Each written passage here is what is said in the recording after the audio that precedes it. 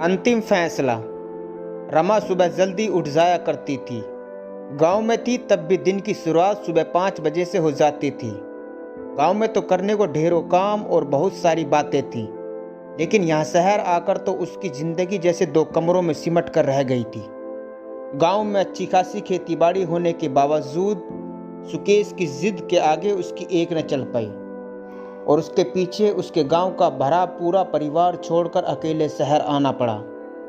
सुकेश वैसे तो प्रकृति प्रेमी युवक था, अपने खेतों से बहुत प्यार करता था, लेकिन उसकी ज़िंदगी में कुछ नया करने की महत्वाकांक्षा उसे गांव की धूल मिट्टी से सनी गलियों से निकालकर शहर की चकाचौंध वाली दुनिया में ले आई थी।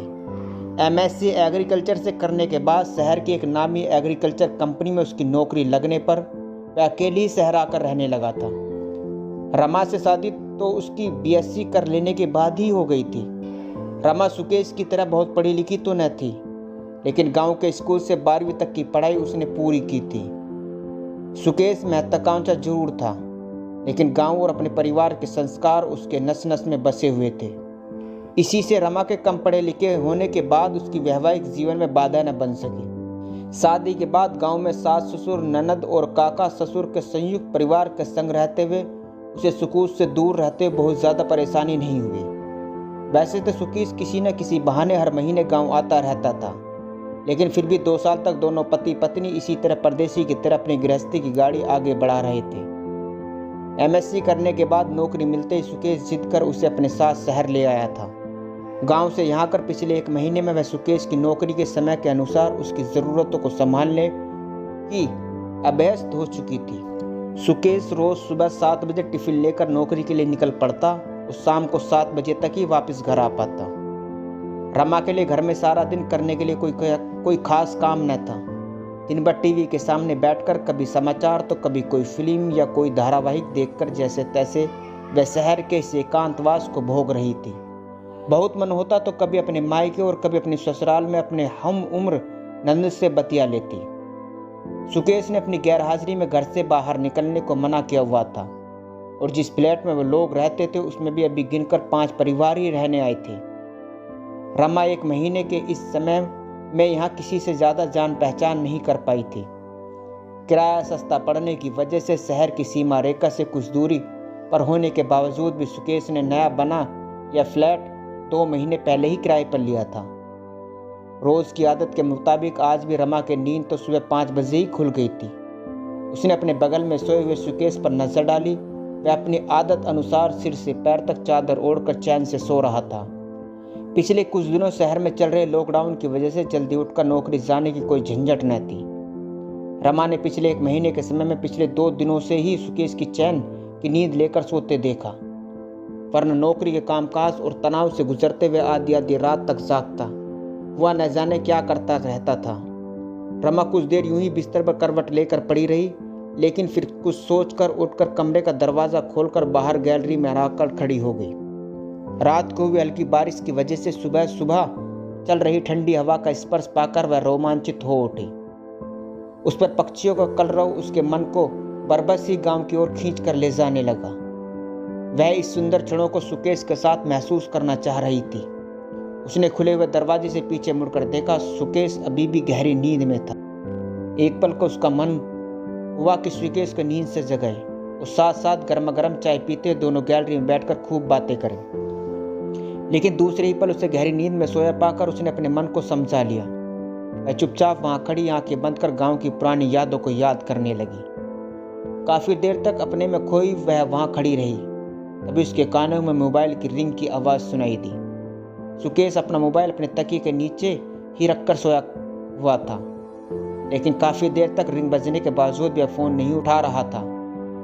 रमा को सुकेश के इस आलसीपन पर गुस्सा आया और वह फुर्ती से अंदर आ गई। सुकेश के तकिए के नीचे से उसका मोबाइल उठाया तो मोबाइल स्क्रीन पर इस वक्त मी Ranjani agri farmer private limited नाम झलकता देख वह चौंक सी गई। सुकेश ने बातों बातों में उसे बताया था कि मिस रंजनी उसके बॉस का नाम है। उसने सुकेश को उठाने के लिए अपना हाथ आगे बढ़ाया, लेकिन तब तक रिंग आने बंद हो गई। रमा ने मोबाइल बिस्तर पर रखा और बड़े ही प्यार से सुकेश को उठाने के लिए चादर उसके सर पर से खींची। सुकेश ने रमा की इस हरकत का कोई प्रतिकार नहीं किया। तो रमा ने शरारत करते उसके बालों को सहलाया। इस पर भी सुरेश ने अपनी कोई प्रतिक्रिया न दी। रमा ने इस दफा उसे जोर से हिलाया, लेकिन सुकेश की तरफ से कोई भी हलचल न पाकर वह घबरा गई। सुकेश, ये क्या मजाक है, उठो ना, रमा ने कांपते हुए स्वर में एक बार फिर से उसे हिलाया। सुकेश इस बार भी न हिला और न ही अपनी तरफ से कोई प्रतिक्रिया दी। उसके शरीर में कोई हलचल न पाकर रमा की घबराहट और ज्यादा बढ़ गई। सहसा उसने अपना कान उसकी छाती के पास ले जाकर उसकी धड़कन को सुनने का प्रयास किया। उसने महसूस किया कि उसकी छाती में सांसों के चलने से होने वाली हलचल नदारद थी।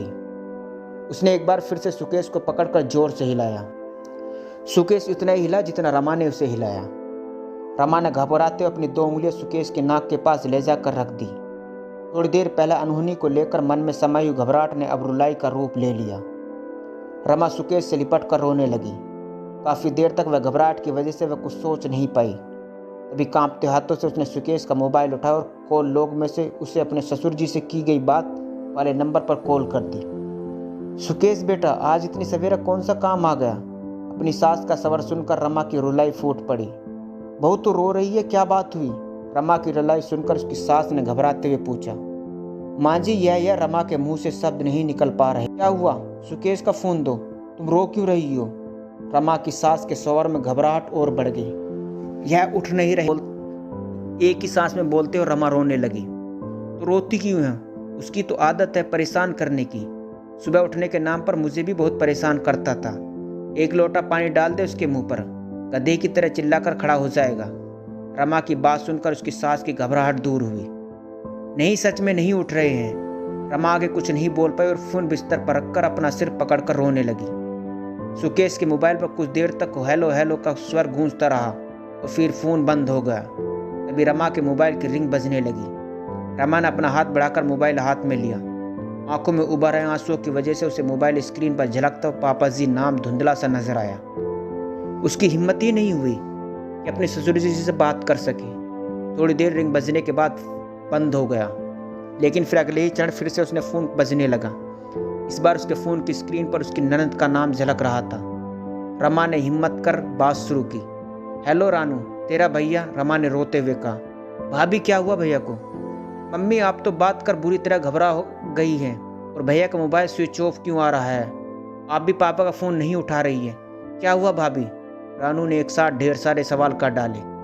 रानू की बात सुनकर रमा ने सुकेश का मोबाइल हाथ में लिया। उसका मोबाइल सच में स्विच ऑफ हो चुका था। तेरे भैया की सांस नहीं चल रही है। रानू, मैं क्या करूं? रमा ने हिम्मत जुटाकर आगे बात बढ़ाई। क्या आप पागल तो नहीं हो गई है? भैया तो भैया, आप भी उनकी संगत में ऐसी बेहुदा मजाक करने लगी। रानू अब भी रमा की बात पर विश्वास नहीं कर पा रही थी। वह सुकेश की हर समय मजाक करने की आदत से वाकिफ थी और सुकेश ने कई दफा खुद के मरने का नाटक कर सबको डराया भी था। इसी से रानू रमा द्वारा की गई हकीकत को समझ नहीं पा रही थी। नहीं रानू, मैं मजाक नहीं कर रही हूँ, कहते रमा की रुलाई फूट पड़ी। तभी रमा को अपने ससुर का स्वर सुनाई दिया। बहू, आसपास कोई डॉक्टर रहता है? मैं यहाँ किसी को नहीं जानती पापा जी, और इनके मोबाइल की बैटरी भी खत्म हो गई है। रमा अब तक कुछ हिम्मत जुटा पाई थी। आस पड़ोस में किसी को उठाकर बात करो, उसके ससुर ने हिम्मत रखते हुए रमा को सुझाया। जाती हूँ पापा जी, कहते हुए रमा बदहास सी बाहर की तरफ दौड़ी। सहसा उसे याद आया कि उसके पड़ोस में रहने वाले अमित जी अपने परिवार को लेकर लॉकडाउन की घोषणा होने के एक दिन पहले ही अपने पैतृक शहर चले गए थे। बाकी के 2 फ्लैट खाली थे। वह तेज कदमों से सीढ़ियां उतरकर तीसरी मंजिल पर आ गई। उसका यहाँ किसी से खास परिचय नहीं था। वह सभी को केवल नाम से जानती थी, उनके व्यवहार से अपरिचित थी, लेकिन फिर भी उसने बारी बारी से घबराहट के मारे सभी 4 फ्लैटों की डोरबेल बजा दी। एक एक कर 3 दरवाजे खुले। रमा बदवासी सबके सामने खड़ी बारी बारी से सबके चेहरे को ताक रही थी। सभी लोग अपने अपने घरों के दहलीज पर खड़े बाहर आने से कतरा रहे थे। क्या हुआ? आप इतनी परेशान सी क्यों हैं? वो सुकेश उठ नहीं रही हैं। डॉक्टर, रमा समझ नहीं पा रही थी कि वह कैसे अपनी बात कहे। घबराहट के मारे उसका पूरा बदन कांप रहा था। मिसेस सुकेश, अब घबरा क्यों रही है? क्या हुआ सुकेश जी को? तभी 301 में रहने वाले मिस्टर शाह ने रमा से पूछा। मिस्टर शाह सुकेश को अक्सर ऑफिस जाते हुए लिफ्ट देते थे, इसी से वह उसके बारे में थोड़ा बहुत जानते थे। भाई साहब, डॉक्टर, वो उठ नहीं रही है, कहते हुए रमा की आंखों से आंसू झरने लगे। उसे ने अपनी साड़ू के पल्लू से आंखें पोंछने का यत्न किया। चलिए मैं चल कर देखता हूँ, डॉक्टर तो शायद इस वक्त यहाँ जल्दी से पहुँच न सके। कहते हुए मिस्टर शाह ने बाहर निकलने के लिए जैसे ही अपना पैर उठाया, तभी उनके पीछे पड़ी उनकी पत्नी ने उनका हाथ पकड़कर आंखों के इशारे से घर से बाहर जाने से मना किया। इस मंजिल पर केवल 3 परिवार ही रहते थे। उनमें से केवल मिस्टर शाह पर ही खुद का फ्लैट था। बाकी के दोनों परिवार किराए पर रहते थे और रमा से उनका ज़्यादा परिचय नहीं था। बस 2 मिनट में जाकर आ जाऊंगा, कुछ नहीं होगा, मिस्टर शाह ने अपनी पत्नी से कहा और उसके उत्तर की परवाह किए बिना रमा के पीछे तेज कदमों से सीढ़ियां चढ़ने लगे। रमा हाँफते हुए अंदर बेडरूम में दाखिल हुई। उनके पीछे मिस्टर शाह झिझकते हुए अंदर आए। वह सुकेश के नज़दीक आए और उसकी कलाई अपने हाथ में लेकर उसकी नब्ज देखने लगे। फिर उन्होंने उसकी नाक के आगे अपनी उंगली रखकर उसकी सांस की गति जानने की कोशिश की, लेकिन फिर उसके शरीर में कोई हलचल न पाकर उन्होंने अपने मोबाइल से एक नंबर डायल किया। किसी से संचय में बात कर वो रमा को सांत्वना देने लगे। भाभी जी, यहाँ और कोई रहता है आपका? सुकेश को शायद हार्ट अटैक आया हो, कोई उम्मीद तो जान नहीं पड़ रही, फिर भी मेरे एक परिचित डॉक्टर आ रहे हैं। मिस्टर शाह की बात सुनकर रमा बिस्तर पर सिर पकड़कर बैठ गई। तभी उसका मोबाइल फिर से बजने लगा। रमा ने कोई सुध न ली तो मिस्टर शाह ने मोबाइल लिया और बात करनी शुरू की। मैं सुकेश का पड़ोसी बोल रही हूँ। रमा जी इस वक्त बात करने की हालत में नहीं है। मैं सुकेश का पिता बोल रहा हूँ। कैसा है सुकेश अब? मिस्टर शाह सुकेश के पिता की बात सुनकर 2 पल को ठिठक गए। फिर कुछ स्वस्थ होकर वह बोले, अंकल डॉक्टर को बुलाया लेकिन कोई उम्मीद जान नहीं पड़ रही है। सुकेश की सांस नहीं चल रही है। नहीं डॉक्टर कहे बिना आप किसी नतीजे पर कैसे पहुंच सकते हैं? अब मेरी बहू को फ़ोन दीजिए। सुकेश का पिता का स्वर कांप रहा था। मैं इस वक्त सुकेश के घर पर ही हूँ। भाभी जी कुछ भी बोल नहीं पा रही है। मिस्टर शाह ने रमा को फ़ोन देने की कोशिश की, लेकिन रमा अपने में ही खोई हुई थी। ओह, मैं भी शहर आने के लिए निकलता हूँ, सुकेश के पिता बोले। अंकल, शहर में कोरोना की वजह से कल ही एक मौत हुई है। इसी से लॉकडाउन की वजह से बहुत ही कठोरता से अमल किया जा रहा है। शहर से बाहर तो क्या, हर एक कॉलोनी से बाहर निकलने नहीं दिया जा रहा है। न तो हम सुकेश को यहाँ लेकर आ सकते हैं और न ही आप यहाँ आ सकते हैं। हम सभी को खतरा है। तभी रमा अचानक से अपनी जगह से खड़ी हुई और मिस्टर शाह के हाथ से मोबाइल ले लिया। पापा जी आप जल्दी आ जाइए, मुझे कुछ समझ नहीं आ रहा है, क्या करूं? कहते हुए रमा रोने लगी। बहुत धीरज रखो, मैं कुछ करता हूं, कहकर सुकेश के पिता ने फ़ोन कर रख दिया। अपने पति को काफ़ी देर तक वापस आया न देख मिसेस शाह रमा के यहाँ आ गई। सारी परिस्थिति देखकर वह अपने बह दूर रखकर रमा के पास आकर बैठ गई और उसे सांत्वना देने लगी। कुछ ही देर में डॉक्टर ने आकर हार्ट अटैक से सुकेश की मौत की पुष्टि कर दी। रमा अब तक तो कुछ समझ चुकी थी। वह बेडरूम से बाहर आ गई। अभी उसके मोबाइल की रिंग बजी। स्क्रीन पर झलकते नंबर को देखकर उसने तेजी से फ़ोन रिसीव किया। भैया आप जल्दी से यहाँ आ जाओ, मुझे समझ नहीं आ रहा क्या करूँ। अब तो डॉक्टर ने भी कह दिया है। अपने भाई से बात करते रमा एक बार फिर से धीरज खोकर रोने लगी। रमा धीरज रखो बहन, तुम्हारे ससुर जी का फ़ोन आया था अभी, मैं कुछ करता हूँ, हिम्मत रखो। भाई का स्वर सुनकर रमा और ज़ोर ज़ोर से रोने लगी। तभी उसने ज़ोर से छींक दी। उसे इस तरह छींकता देख मिसेस शाह घबरा गई और अपने पति के कान में कुछ कहने लगी। इस हालत में कैसे अकेला छोड़ दे इन्हें? हमें ही कुछ करवाना होगा, यहाँ सुकेश का कोई नहीं है। मिस्टर शाह ने धीरे से अपनी पत्नी की बात का जवाब देते हुए कहा। आप सरकारी अस्पताल वालों को फ़ोन कर दो, वो लाश को निकाल देंगे। क्या बकवास कर रही हो तुम? मानवता की भी कुछ चीज़ होती है। रमा को एक सामान्य सी छींक आने से डर कर उसे इस कठिन परिस्थिति में अकेला नहीं छोड़ सकते। कुछ नहीं होगा। मिस्टर शाह का स्वर गुस्से से तेज हो गया। अपने घर बात करते रमा का ध्यान उनकी तरफ गया। लेकिन तभी फ़ोन पर उसकी माँ आने पर उसकी हिचकियाँ और ज़्यादा बढ़ गई। मम्मी, रमा रोने लगी। रमा हिम्मत से काम ले बेटी, इस वक्त तू हिम्मत खोकर बैठ गई तो क्या होगा? हम सब प्रयास कर रहे हैं वहाँ आने के लिए। रमा की मम्मी उसे सांत्वना देने लगी। तभी मिस्टर शाह अपने मोबाइल से किसी से बात करने लगे। बारी से कुछ लोग से बात कर जब उन्होंने अपने मोबाइल जेब में रखा, तब तक रमा अपनी बात कर चुपचाप एक कोने में बैठ गई थी। भाभी जी, मैंने पुलिस डॉक्टर और टैक्सी वाले से बात की है। पुलिस का कहना है कि वे शमशान तक जाने की व्यवस्था करवा देंगे, लेकिन शहर के बाहर से किसी का किसी भी वजह से आना और यहाँ से बाहर जाना नामुमकिन है। मिस्टर शाह ने रमा के सामने खड़े हो अब तक अपनी हुई बातों पर सार बताते हुए कहा, मेरे ससुर की काफ़ी पहुँच है, वह कुछ न कुछ ज़रूर आ जाएंगे और मैं सुकेश को लेकर गांव जाऊंगी। रमा की आंखों में विश्वास झलक रहा था। मिस्टर शाह कुछ कहने ही जा रहे थे तभी रमा का मोबाइल फिर से बजने लगा। पापा जी सब हो गया ना, आप कब तक आ रहे हैं? बहुत प्रयास किए पर नहीं, आप आकर लेकर जाइए मुझे और सुकेश को। अपने ससुर की बात सुनकर ही हो गई। तू तो बहुत बहादुर और देशभक्त भी है।